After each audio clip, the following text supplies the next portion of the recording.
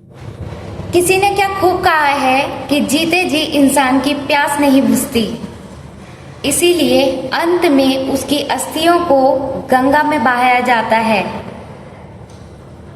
Hello, my name is गरिमा। आज छोटी सी कहानी आपके साथ शेयर करती हूँ। एक बार एक गुरुजी थे, उनके दो शिष्य थे। उन्होंने अपने दोनों शिष्यों को बुलाया अपने पास में और कहा, एक ऊंची सी चोटी पे मेरे दोस्त रहते हैं, मेरे साथी रहते हैं, तुम्हें उनके पास जाना है, उनसे मिलकर आना है, उनका हालचाल पूछ कर आना है। दोनों शिष्यों ने गुरुजी को प्रणाम किया और कहा, ठीक है गुरुजी, हम चाहते हैं। तो दोनों जाने लगते हैं।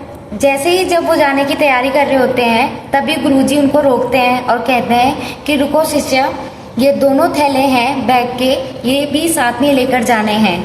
तो एक बैग खाली होता है और एक बैग भरा हुआ होता है। तो जिनमें से एक पहला जो शिष्य होता है वो बहुत ही चतुर और चालाक होता है, वो तुरंत से खाली बैग उठा लेता है।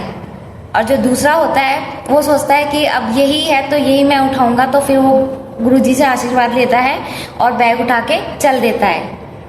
लेकिन उससे पहले गुरुजी उनसे बोलते हैं कि इसमें जो भरा हुआ बैग है, इसमें खाने पीने की सामान है। जब तुम रास्ते में जाओ, तुम्हें कोई ज़रूरतमंद व्यक्ति मिले, कोई ज़रूरत के लोग हो, तो उनको बांटते हुए जाना। दोनों शिष्यों ने प्रणाम करा अपने गुरुजी को और दोनों निकल पड़े। रास्ते में चलते चलते उन्हें कुछ लोग ज़रूरत के मिले, बच्चे मिले, भूखे मिले। तो उसने अपने बैग में से खाने पीने की सामग्री निकाली और वो बांटता हुआ चलता रहा। और जो पहला शिष्य था वो खाली झोला लेके आराम से मज़े से चल रहा था। आगे रास्ते में फिर कोई खाने पीने के लिए उसको ज़रूरत के लोग दिखे, तो उसने झोले में से सामान निकाला और लोगों को बांटना शुरू किया। सब लोग उसको आशीर्वाद देते जा रहे थे, उसको बहुत अच्छे से मतलब आशीष दे रहे थे कि तुम्हारा अच्छा रहे, भगवान तुम्हारी कृपा करे। तो वो बहुत अच्छे से सफ़र कर रहा था। तो दूसरा जो पहला वाला जो खाली बैग लेके जा रहा था, उसे रास्ते में चांदी की सिक्के मिलते हैं। वो देख के बड़ा खुश हो जाता है कि मेरा तो खाली बैग है। तो वो तुरंत ही एकदम से चांदी के सिक्के उठाता है और अपने बैग में भरने लगता है। फिर वो दोनों साथ में चलते हैं। फिर आगे कोई ना कोई उन्हें मिलता है, वो अपनी सामग्री में निकालता है और आगे बांटता है। आगे चल के फिर उसे तांबे के सिक्के मिलते हैं, वो तांबे के सिक्के को उठाता है, अपने झोले में भर लेता है। तो ऐसे ही दोनों सफ़र करते हुए चलते हैं। फिर आगे जाके उसे एक और गांव पड़ता है। गांव में उसे फिर कोई लोग मिलते हैं, तो फिर वो खाने पीने का सारा सामान उनको देता हुआ चलता है, दूसरे वाला। और पहले वाले व्यक्ति को सोने की ईंट मिलती है। जैसे ही वो सोने की ईंट देखता है, वो बहुत खुश हो जाता है और सारी की सारी ईंटें अपने बैग में भर लेता है। अब उसके बैग में सोने के सिक्के, तांबे के सिक्के और ईंट, सब बहुत सारी चीज़ें भर जाती है, जिससे उसका बैग बहुत भारी हो जाता है। लेकिन जो दूसरा वाला शिष्य था, उसने अपने बैग में से सारी सामग्रियां जो भी खाने पीने की गुरुजी ने दी थी, सबको बांटता हुआ जाता है, जिसके वजह से उसका बैग हो जाता है खाली।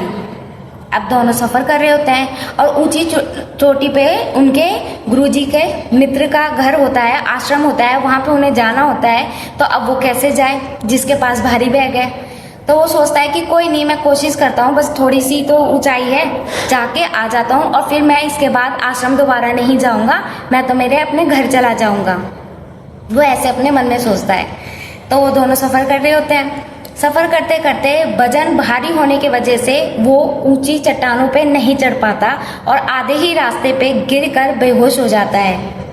लेकिन जो दूसरा वाला व्यक्ति था, वो आराम से उस चोटी को पार कर लेता है और आश्रम में जाके गुरुजी के मित्र से मिलके और उनसे आशीष लेके वापस लौटता है। जब वापस लौट रहा होता है, तो उसने अपने मित्र को देखा कि ये तो यहाँ पे रह गया। तो वो उसको जैसे तैसे सहारा देते हुए वापस गुरुजी के पास लेके चलता है। दोनों के दोनों गुरुजी के पास जाते हैं। तब गुरुजी दोनों शिष्यों को पास में बिठा के समझाते हैं कि हम लोगों का यही स्वभाव है। हम लोग यही सोचते हैं कि बस हमें अपनी खुशियाँ मिले, हम अपनी चीज़ें, अपना मोह लालच, सब चीज़ों को अपने अंदर भरते रहते हैं और अंत में हम गिर जाते हैं।